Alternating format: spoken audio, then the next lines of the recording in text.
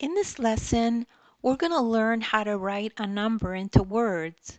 So if we have a problem like this that says, how do you write the number 57 into words? The first thing to do is use a place value chart. And this is the tens column, this is the ones column. So the number 57, 5 will be part of the tens, and 7 is part of the ones. So this is how it looks, 57, tens and ones.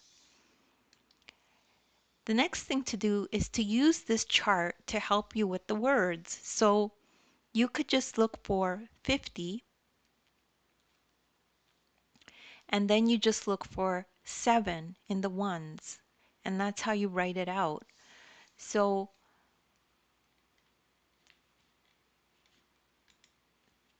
the third step, first you write the tens part, then you put a hyphen, and then you write the ones part. So that's going to look like this, 57.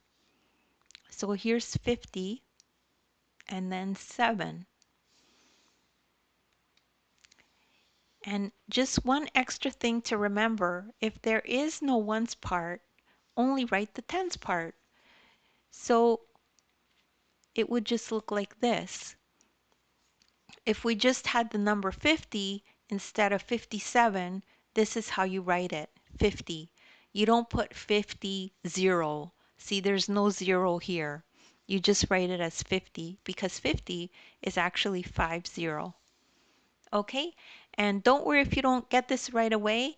You should study this chart so you could remember how the words look for each number. And if you look at my description, I have links to other videos of mine that are like this if you need more practice. As well, you could download the ebook and you can follow along this exact lesson in the ebook. Thanks for listening.